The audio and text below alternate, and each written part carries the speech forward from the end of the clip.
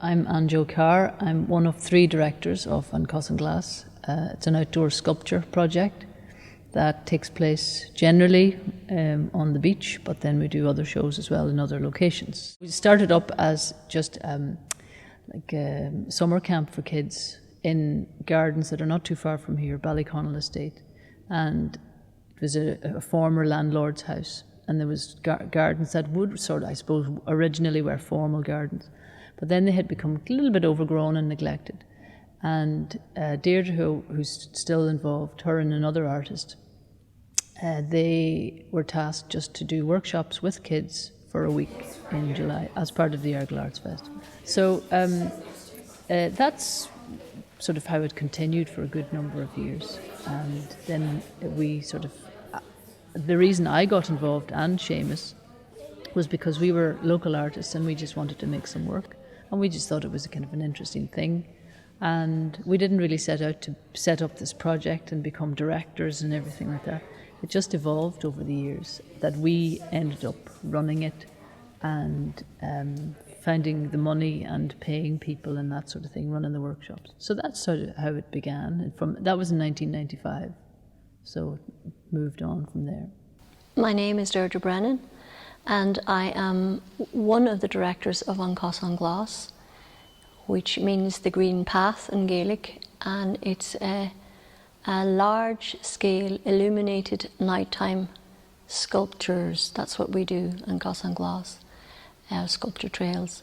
But I suppose how we started off, or how I started my journey with An Cosan Glas was, I was an artist living in Derry, working in the community there, doing workshops, and then coming in at weekends to the Donegal Gaeltacht here and seeing how very little amenities were here, and there were no workshops or art workshops or anything for kids. So I connected with a lady who was working in the community, and we organised some workshops down in Ballyconnell Estate, and we brought children down there, local children, and we did workshops with them. We worked on cut bamboo and made shelters with them, created sculptures from clay, and we had very little amenities. We had no funding, and we just had a will to want to do these workshops. Now it's changed a little bit, and we base ourselves in Maharorty now, just beside the pier and the beach. And as we were part of the Argyle Arts Festival, we would advertise the workshops through their brochure, and they would come that way, they'd book and everything. But we just find that we've got a lot of repeat business, if you want to call it that, and we usually run the workshops around the first week of July, and the kids have just finished school and they're all looking for summer camps, and we just get them through that, and then it's just local word of mouth, and they kind of know that they happen at that time of year, so then they just show up. But now we get kids they plan their holidays around it, and they come from Dublin. We have a family that come from Italy every year. There's some Scottish children that come, and then the local kids. And it's lovely because the local children and the visiting children, they make friends, and it changes their entire sort of holiday and time in the area, because when they get to know people, and then they hang out with them a little bit, and then they might go off and do other summer camps. So it's we think it's a great meeting for the children, So, but then we just do the 1 week, it's 5 days, and I say it's the hottest ticket in town.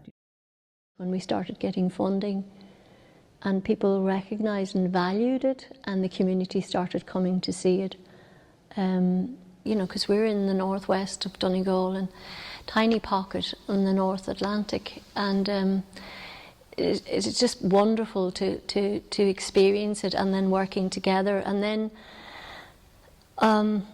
what we decided as well as giving artists a platform to showcase their creativity, we'd throw the net wider to various people and say, look, do you want to come and be our special guest, or would you like to come and do some work with us? And that proved brilliant for us in so many ways. A, that they wanted to come, but B, that they would share their skills with us.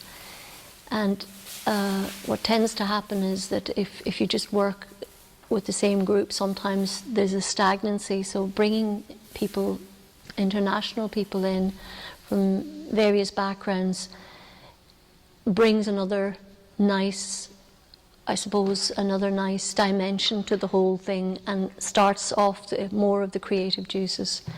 So it keeps us fresh all the time and keeps us wanting to learn more, and because we only have a certain amount of skills, but all the time we're learning more all the time by having various people coming and taking part in the show, and in particular Billy has come now. I don't know, he's an honorary member of Cosan Glas, and Billy comes from that wonderful background,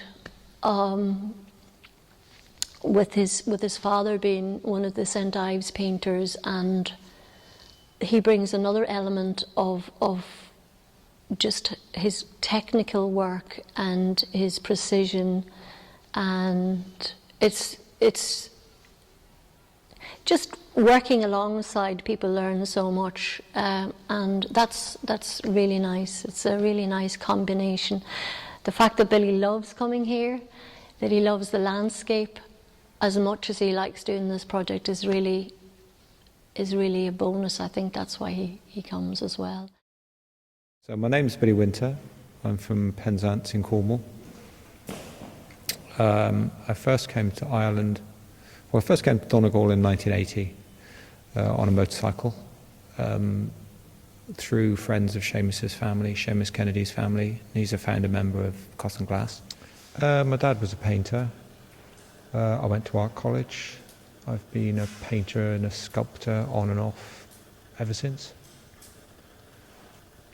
I've done a certain amount of kinetic sculpture, which I'd say is the most successful for me of the work I've done up here.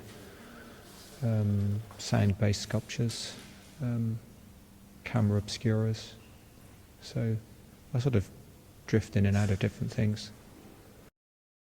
So as I say, I think the thing I've made that most interested me on Cosan Glas was a series of windsocks, which would all point into the wind, but also when the wind blew more strongly, they would all bow down and then bob up.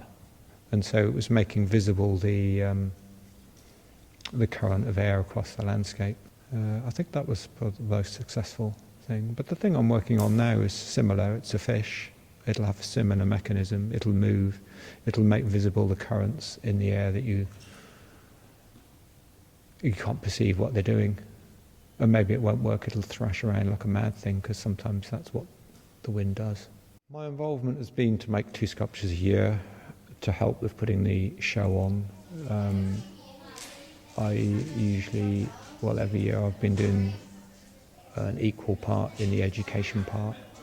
So I do workshops with children in England, and we just sort of exchange ideas and develop things.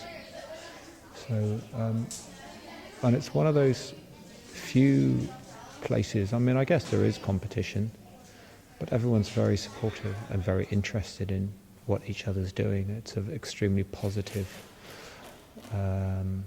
atmosphere in which to work. And that's not always the case in the art world, in fact, not often the case. So, yeah, it's just a breath of fresh air to come up here, and it seems like generally I would say the people involved are keen to make good work, but not hugely egotistical. So it's it's a part of the reason is there's a great bunch of people to be involved in. My name is Leanne McLaughlin. I'm originally from Derry, the city of Derry. I moved here about 13 years ago to go to music college, and I've stayed ever since. I did a 3-year course in traditional Irish music, and I've stayed since. I've never gone home. This year for September in the park, this year I'm doing a body of sculptures based on cells. So I have, I'm making cells out of strips of bamboo cut into 1-inch slices. Hopefully it should be developed into a larger sculpture for the park. I'm doing a small one at the moment, a prototype, and it should develop into a larger sculpture if it all goes to plan. My name is Katie McFadden and I'm from Falcara. I'm usually a painter. Like pretty much the rest of the time of the year I just paint. And then because I live in my parents' house, like with my parents, there's not a lot of space, so coming here in this big workshop's great because I get to do 3D because I have the space. In summer after school I help out in children's workshops teaching them art, and which I used to go to when I was a kid myself. And now I'm in 5th year of school. I'm going to apply for fine art in colleges. The first year I did a piece called Elephant Graveyard, and I was 16 at the time, and you can really tell because it's inspired by the Disney movie The Lion King. And I hope no one noticed that because it's incredibly amateur. And it's willow and paper, and then for the ivory on the elephant I used cling film instead. That was my first sculpture I ever made, so it looks okay, but if you knew about using willow and bamboo, it's really badly put together, and in between takes I'd just be like fixing it up and holding it together. Then the next year I made an igloo, and with paper I used to create silhouettes, and it was the same stuff, like willow and paper and bamboo, but I just got better at using it. I went on a larger scale, and this year I'm doing loads of little mushrooms and big mushrooms in different colours and different lighting. But I was thinking of going on studying psychology and maybe becoming an art therapist. Yeah. Because I did art things when I was a kid. I think it's really helpful to kids and it's good for them to be creative, so I'd like to work with kids and do art with them when I'm an adult myself.